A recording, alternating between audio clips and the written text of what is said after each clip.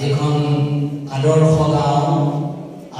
গাঁওখনৰ আপোনালোকে জানে যে জয়পুৰৰ কাষত এখন দিহিং কিনাৰ নক্তে গাঁও এখন আছে, যিখন নক্তে গাঁও বৈষ্ণৱ ধৰ্মাৱলম্বী।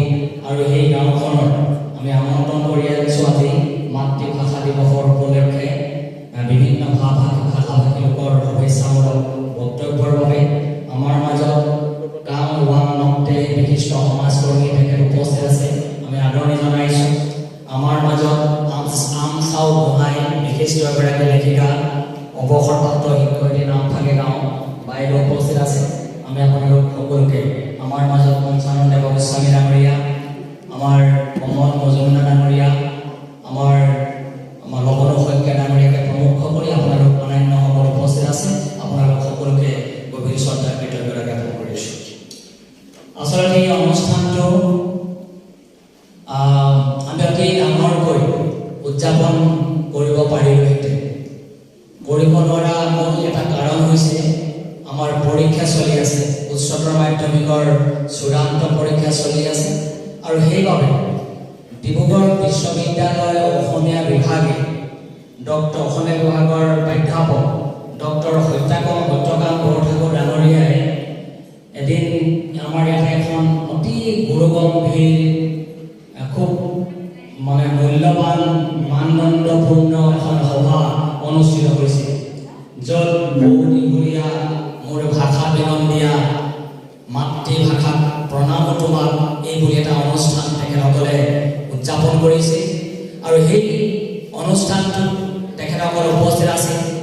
মাতৃভাষাৰ প্ৰতি কেনেকৈ আমি দায়বদ্ধ হৈ হ'ব পাৰোঁ, মাতৃভাষাৰ গুৰুত্ব, ইয়াৰ প্ৰসাৰ আৰু প্ৰচাৰ, মাতৃভাষা কেনেকৈ জীয়াই ৰাখিবৰ কাৰণে সংকল্প ল'ব পাৰোঁ, এই কথা আলোচনা কৰাৰ কাৰণে জাতীয় বিদ্যালয়সমূহৰ পৃষ্ঠপোষকতা 50খন জাতীয় বিদ্যালয়ৰ মাননীয় শিক্ষক-শিক্ষয়িত্ৰী, বিশিষ্ট শিক্ষাবিদসকলৰ উপস্থিতিত আমাৰ এখন সভা অনুষ্ঠিত হৈছে।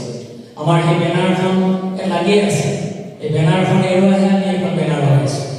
সেই বেনাৰখন একেই, তাত সত্যকাম বৰঠাকুৰে ক'লে যে 21 ফেব্ৰুৱাৰীত আন্তঃৰাষ্ট্ৰীয় মাতৃভাষা দিৱস পাতিব লোৱাৰ কথা কয়। তেতিয়া লগে লগে আমাৰ অসমীয়া বিভাগৰ ডক্টৰ স্মৃতিৰেখা গগৈ গায়ন বাইদেউ, আমাৰ মুৰব্বী অধ্যাপিকা বাইদেউক মই ক'লোঁ যে আমি একেলগে দেখোন লগ খাই কামটো কৰিব পাৰোঁ। তেতিয়া সত্যকাম বৰঠাকুৰে লগে লগে সহমত পোষণ কৰিলে। আমি আচলতে মহাবিদ্যালয়ত অনুষ্ঠিত কৰিম বুলি ভবা নাছিলোঁ। আমি কোনোবা গাঁৱলৈ গৈ কোনোবা এডোখৰ ঠাই নিৰ্বাচন কৰি তাতে অনুষ্ঠানটো উদযাপন কৰাৰ কথা আমি ভাবিছিলোঁ। আমি সেই অনুসৰি দুডোখৰ ঠাইও আমি নিৰ্বাচন কৰিছিলোঁ, কিন্তু পৰীক্ষা চলি থকাৰ বাবে সেই কামটো আমি তাত কৰিব নোৱাৰিলোঁ আৰু আমি ইয়াতে কৰাৰ কথা ভাবিলোঁ। আৰু সেইকাৰণে আৰু আপোনালোকক আমন্ত্ৰণ কৰি অনা হৈছে। এতিয়া মূল কথাটো হৈছে যে মাতৃভাষাৰ বিভিন্ন ভাষা-ভাষীৰ মাতৃভাষাৰ প্ৰতি অহা বিৰাট এক দুৰ্যোগ, মাতৃভাষাৰ প্ৰতি অহা প্ৰত্যাহ্বান সমগ্ৰ বিশ্বতে ইয়াৰ এটা ধাৰণা, এটা বিশ্বতে এটা খলকনি, এটা বিশ্বতে এটা বিৰাট সংঘাত, এটা বিশ্বত এটা আমাৰ পৰিৱেশ এটা নিৰ্মাণ হৈছে যে মাতৃভাষা ক'ৰবাত আমাৰ কেনেবাকৈ হেৰাই যাব নেকি। আপুনি কৈ থকা কথাটো, মই কৈ থকা কথাটো, অন্য জনগোষ্ঠী মানুহে কৈ থকা ভাষাটো, মাতৃভাষাটো কেনেবাকৈ আমাৰ মুখৰ মাতৰ পৰা নাইকিয়া হৈ যাব নেকি বা কেনেবাকৈ কম হৈ যাব নেকি। যদিও আমাৰ চৰকাৰী বিদ্যালয়সমূহে, জাতীয় বিদ্যালয়সমূহে, আমাৰ শংকৰদেৱ শিশু নিকেতনে, এনেকুৱা ধৰণৰ বিদ্যালয়সমূহে আমাৰ অসমীয়া মাতৃভাষা বা নিজৰ মাতৃভাষা বিভিন্ন আঞ্চলিক ভাষা শিক্ষা দিবৰ কাৰণে তেওঁলোকে চেষ্টা কৰি আহিছে, যুগ যুগ ধৰি নিজৰ জীৱনত তেওঁলোকে উৎসৰ্গা কৰি আহিছে। তাৰ পাছতো আমাৰ মাজলৈ এটা সংশয় আহিছে, শংকা আহিছে। কেৱল সেই দুৰ্যোগৰ কথা ভাবিয়েই নহয়, পাকিস্তানত হোৱা দুৰ্যোগৰ কথা, বাংলাভাষীক আশ্ৰয় হিচাপে লৈ আমি আগবাঢ়ি যোৱা অন্যান্য কথাবিলাকৰ কথাই নহয়, বৰ্তমান সময়ত এনে বিভিন্ন মাতৃভাষাৰ প্ৰতি অহা বিভিন্ন সময়ত অহা অৱহেলা আমি কেনেকৈ নিৰাময় কৰিব পাৰোঁ, কেনেকৈ ভৱিষ্যতৰ প্ৰজন্ম সমাজখনক মাতৃভাষা মাতৃভাষাৰ প্ৰতি দায়িত্ব পালন কৰিবৰ কাৰণে আমি আহ্বান জনাব পাৰোঁ আৰু হাতে কাণে কথাই বাৰ্তাই আচাৰ আচৰণে লেখা মেলাই আমি কেনেকৈ এই উদাহৰণ দাঙি ধৰিব পাৰোঁ এইটো এটা গুৰুত্বপূৰ্ণ বিষয় হৈ পৰিছে। মই ভাবোঁ যে সেইকাৰণে ডিব্ৰুগড় বিশ্ববিদ্যালয়ৰ তৰফৰ পৰা অসমীয়া বিভাগে এই অনুষ্ঠানটোৱে উদযাপন কৰিবৰ কাৰণে তেখেতসকলে যিখিনি গুৰুত্বপূৰ্ণ দায়িত্ব পালন কৰিলে তাৰ কাৰণে তেখেতসকলৰ মই গভীৰ শ্ৰদ্ধা জ্ঞাপন কৰিছোঁ। আপোনালোকে আমাৰ সত্যকাম বৰঠাকুৰ ডাঙৰীয়া বা তেখেতসকলৰ সহযোগীসকলে প্ৰকাশ কৰা প্ৰণামো মাতৃভাষা নামৰ এখন পুস্তিকা এখন কৌশল আছে। সত্যকাম বৰঠাকুৰ আছে কাৰণ মই এখন লেখক বুজিছোঁ। ইয়াত সৰুদি বুলিয়া মোৰ ভাষা বিনন্দিয়া এই কিতাপখন লেখা আছে। এই যে মাতৃভাষা সম্পৰ্কীয় এই যে দায়িত্ব জাতীয় বিদ্যালয়বিলাকে বা আমাৰ প্ৰাথমিক বিদ্যালয় মজলীয়া বিদ্যালয় হাইস্কুলবিলাকে চৰকাৰী বা অন্যান্য বিদ্যালয়বিলাকে পালন কৰিবৰ কাৰণে যত্ন কৰিছে। যত্ন কৰাৰ পিছতো আমি কিয় ইমান আমাৰ মাজত আমাৰ শংকা আহিছে?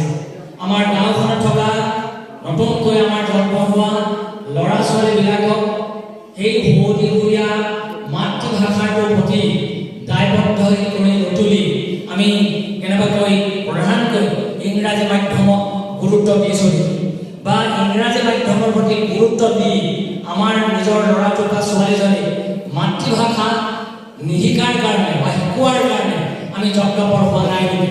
এনে বহুবোৰ কথাই আমাক এতিয়া বিভিন্ন সময়ত আমনি কৰে আৰু সেইকাৰণে আমি সকলোৱে গুৰুত্বপূৰ্ণভাৱে মাতৃভাষাক গুৰুত্ব দিয়াৰ বাবে আমি চেষ্টা কৰিব লাগিব। বিভিন্ন যিবিলাক আয়োগ আছে, কোঠাৰী আয়োগ ধৰক, কোঠাৰী আয়োগ 1966ত কোঠাৰী আয়োগ গঠন কৰা হৈছিল। এই কোঠাৰী আয়োগত মাতৃভাষাৰ গুৰুত্বপূৰ্ণ তেওঁলোকে গুৰুত্ব প্ৰদান কৰিছে আৰু সমগ্ৰ স্কুলীয়া শিক্ষা সমগ্ৰ স্তৰতে মাতৃভাষাক স্থান দিয়া উচিত বুলি চাবলাৰ আয়োগ 1970 তেওঁলোকে এই কথাবিলাক প্ৰকাশ কৰিছিল।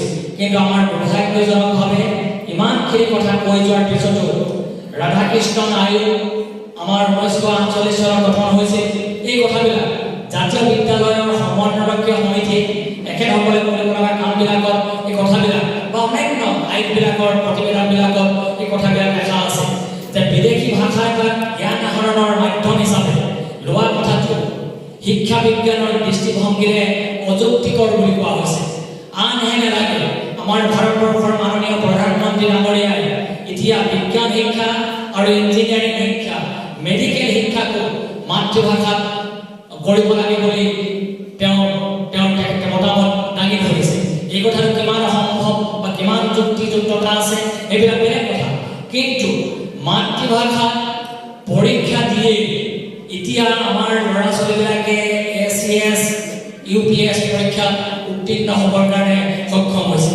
আমাৰ কাষতে থকা আমাৰ সৃষ্টি চলি অহা মাতৃভাষাৰ বিদ্যালয়ত পঢ়ি এতিয়া 10ম স্থান অধিকাৰ কৰিবৰ কাৰণে সক্ষম হৈছে। ঠিক তেনেকৈ সেইদিনাখন যিগৰাকী 6ষ্ঠ স্থানত আছে সেইগৰাকীয়ে মাতৃভাষাত পঢ়িছে আৰু পৰীক্ষাও মাতৃভাষাত দিছে। SES 6ষ্ঠ স্থান লাভ কৰিবৰ কাৰণে সক্ষম হৈছে। আৰু সেইকাৰণে আমাৰ যিবিলাক শিক্ষা আয়োগ আছে, অন্যান্য আয়োগবিলাক, মুডালিয়া আয়োগ, মাতৃভাষা শিক্ষা শিকা মানে কেৱল লিখা পঢ়া বা শব্দৰ ভাণ্ডাৰ সৃষ্টি কৰাটোকে নুবুজায়। ই হৈছে ছাত্ৰ ছাত্ৰীৰ সামগ্ৰিক ব্যক্তিত্বৰ বিকাশ সাধন কৰাৰ উৎকৃষ্ট এক মনোবিহীন মাধ্যম এই বুলি কোৱা হৈছে। অন্যান্য যিবিলাক কথা আছে আয়োগবিলাকৰ আমাৰ মহাত্মা গান্ধীয়েও মাতৃভাষাৰ ওপৰত গুৰুত্ব প্ৰদান কৰিছে। সৰ্বোপৰি ৰাধাকৃষ্ণ ডাঙৰীয়াই মাতৃভাষাৰ কথা দাঙি ধৰিছে। আন এনে CV ৰামান, আপোনালোকে জানে যে নোবেল বঁটা পদাৰ্থ বিজ্ঞানত নোবেল বঁটা লাভ কৰিছিল CV ৰামানে। এই CV ৰামানে কথা কৈছে বিদ্যালয় পৰ্যায়ত গণিত আৰু বিজ্ঞান বিষয়ৰ শিক্ষা মাতৃভাষাত হ'ব লাগে। মাতৃভাষাই বিশ্লেষণ, সত্যানুসন্ধান আৰু সিদ্ধান্ত গ্ৰহণ কৰাত সহায় কৰে।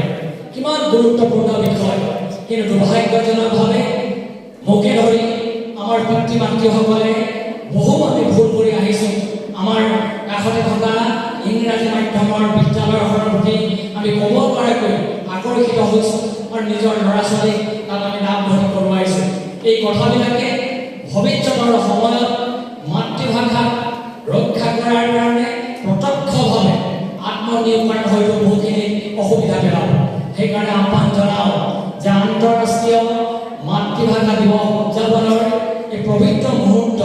ইয়াত উপস্থিত থকা প্ৰতিগৰাকী আমি দায়বদ্ধ হৈ সংকল্প গ্ৰহণ কৰি আমি যাতে ভৱিষ্যতৰ প্ৰজন্মক প্ৰেৰণাদায়ক এক দক্ষতাৰ বাবে নিজক জীৱন উৎসৰ্গা কৰাৰ কাৰণে প্ৰেৰণা যোগাব পাৰোঁ। আমাৰ ইয়াত অসমৰ ব্যক্তি আছে, মাননীয় শিক্ষাগুৰুসকল আছে, আপোনালোক আছে।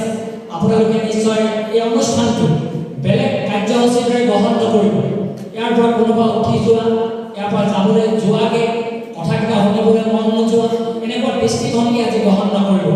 আমি দায়বদ্ধ হৈ সংকল্প এটা গ্ৰহণ কৰাৰ বাবে ডিব্ৰুগড় বিশ্ববিদ্যালয়ৰ অশেষ ব্যস্ততা সময় তেখেতসকলে আজি আমাৰ ব্যয় কৰিবৰ কাৰণে আহিছে।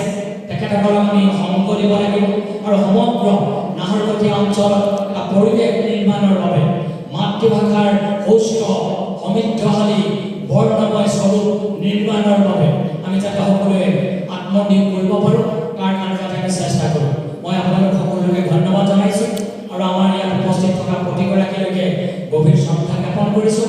ডক্টৰ দিলীপ বনিয়াৰ নেতৃত্বত আমাৰ আৰম্ভণিৰ গীতটো পৰিৱেশন হ'ল। আমি ডক্টৰ দিলীপ বনিয়াৰ শিল্পীসকললৈও গভীৰ শ্ৰদ্ধা জ্ঞাপন কৰিছোঁ আৰু মহাবিদ্যালয়ৰ মাননীয় শিক্ষক শিক্ষয়িত্ৰী কৰ্মচাৰী আৰু আপোনালোক প্ৰতিগৰাকীলৈকে গভীৰ শ্ৰদ্ধা কৃতজ্ঞতা জ্ঞাপন কৰি আজি মই এই অনুষ্ঠানৰ উদ্বোধন কৰা হৈছে বুলি ঘোষণা কৰিছোঁ। ধন্যবাদ।